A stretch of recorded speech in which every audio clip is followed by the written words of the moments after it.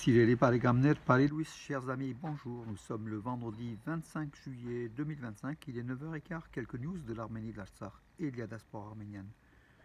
Des drones azerbaïdjanais volent près de la frontière de l'Arménie, selon la chaîne Telegram iranienne. Seba Pastaran. Voilà, donc ces derniers temps, ces derniers jours, l'armée arménienne a fait aussi état de drones azerbaïdjanais volant près de la frontière avec l'Arménie, des drones d'observation.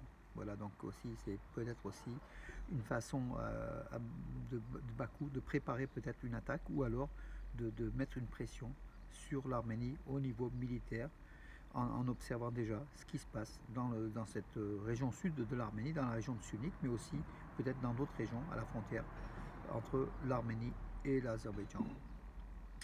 La situation autour du corridor de Zangezur relève de la souveraineté de l'Arménie et de l'Azerbaïdjan, a affirmé Moscou, donc par la voix de Dmitri Peskov, qui est le porte-parole du président russe Vladimir Poutine, hier à Moscou.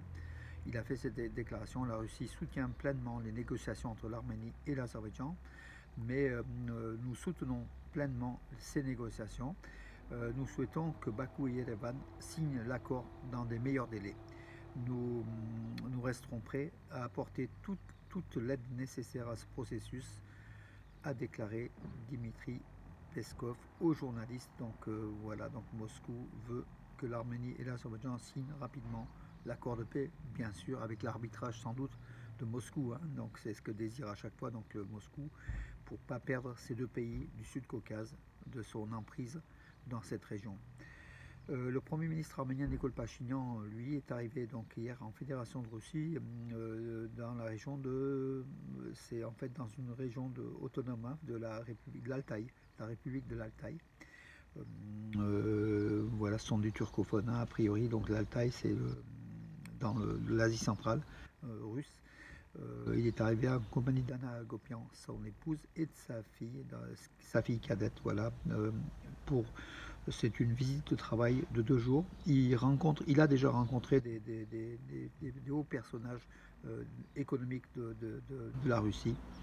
Et voilà, c'est surtout pour participer à la conférence internationale sur la protection de la nature et de l'environnement dans cette République de l'Altaï qui fait partie de la Fédération de Russie, Nikol Pachinian. Voilà, donc il n'y a pas eu de charge contre Echmiadzin, mais bon, c'est pratiquement quotidien.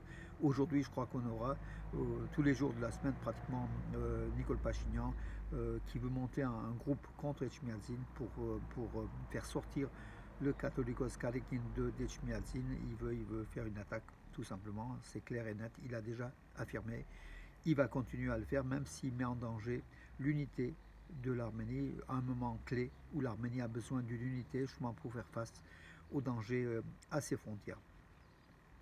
Un énorme embouteillage s'est produit au poste frontière de Lars UP, donc en fait de Verin Lars, du Haut-Lars entre la Russie et la Géorgie, avec 1350 camions exactement arméniens qui sont bloqués à ce poste de contrôle où il y a plusieurs milliers de véhicules, 3616 véhicules bloqués. Et sans doute, c'est du fait des douaniers de ce poste frontière. Le travail est élargi du fait de l'arrivée des touristes russes en Géorgie et en Arménie qui fait cela. Mais bon, il y a peut-être aussi de la part de la Russie une volonté d'agir sur l'économie arménienne, de faire une pression. Et puis de la Géorgie aussi, on voit des fois des camions arméniens qui sont bloqués dans l'autre sens entre la Géorgie et la Russie. Sulbuy Galstian, qui est la ministre de la Justice, elle a affirmé que elle a affirmé que le processus d'amendement de la constitution de l'Arménie n'est pas lié aux facteurs externes. Bien sûr, l'Arménie, le gouvernement Pachinian veut à chaque fois dire que en fait, c'est pas lié aux pressions d'Aliyev contre Yerevan, ce changement de constitution, enfin, ou des modifications constitutionnelles.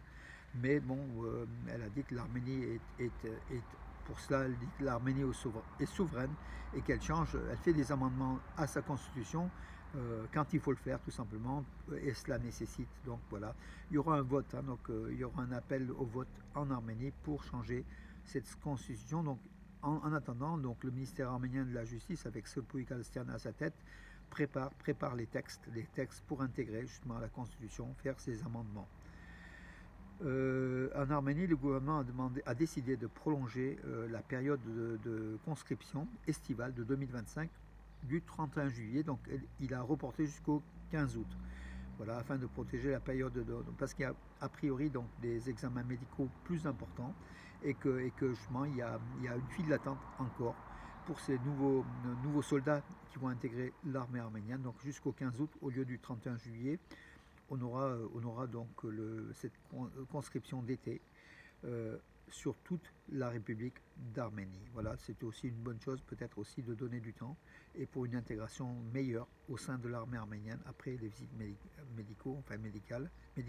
médicales, pardon. Voilà, les travaux de rénovation de la route Idjevan, Ganzakar, Itzakar, Bert, dans la région de Tabouche, hein, au nord-est de l'Arménie, à la frontière entre l'Azerbaïdjan et la Géorgie. Les travaux donc, continuent d'amélioration de cette route de 35 km, voilà, de cette région de Tabouche.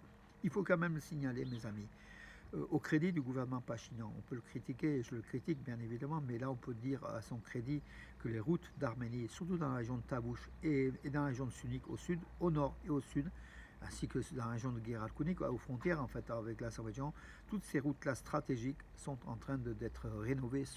Le gouvernement Pachinian a investi beaucoup pour la rénovation de ces routes qui du temps de Kocharyan et de Sarkissian étaient laissés pour compte. Hein. Voilà, on préférait piquer l'argent à Yerevan et faire des trucs autour d'Yerevan qui se voyaient et oublier un petit peu les périphéries, les provinces d'Arménie, comme la deuxième ville d'Arménie aussi, Gumri, dont le gouvernement Pachinian a beaucoup investi pour la rénovation, le chemin, l'embellissement et surtout resituer cette deuxième ville d'Arménie au centre des intérêts de la République d'Arménie avec le tourisme et l'économie qui ont démarré de façon forte à Gubli, seconde ville d'Arménie.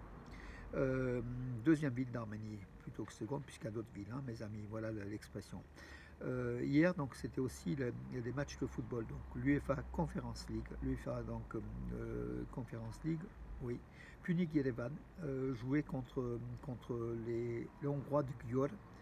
Punic Yerevan a gagné. S'est imposé contre les Hongrois de Győr sur le score de 2-1. Tandis qu'Ararat Armenia, toujours c'était pour le deuxième tour de l'UEFA Conference League, premier match, un match aller.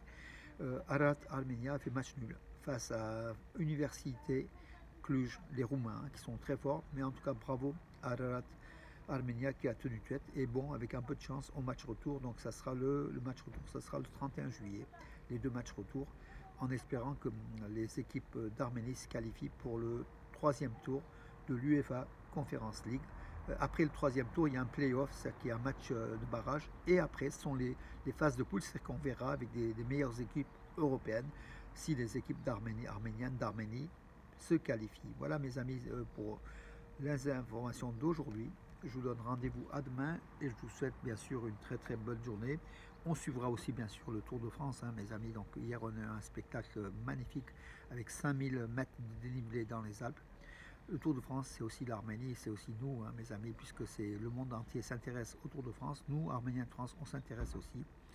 L'Arménie s'intéresse aussi au Tour de France, mes amis, voilà. Mais malheureusement, en ce moment, on n'a pas de grands champions cyclistes. On en a eu, là, actuellement. Donc, c'est plutôt on attend la génération qui vient pour avoir de grands champions cyclistes. Et l'Arménie, qui a de hautes montagnes, est bien placée pour avoir de grands champions cyclistes, mes amis. Peut-être d'ici 5 à 10 ans, il y aura peut-être des cyclistes arméniens sur ce Tour de France. C'est ce qu'on espère, c'est ce qu'on souhaite pour l'Arménie. En tout cas, on est là tous les jours derrière l'Arménie, son développement et son soutien entier à l'Arménie, mes amis.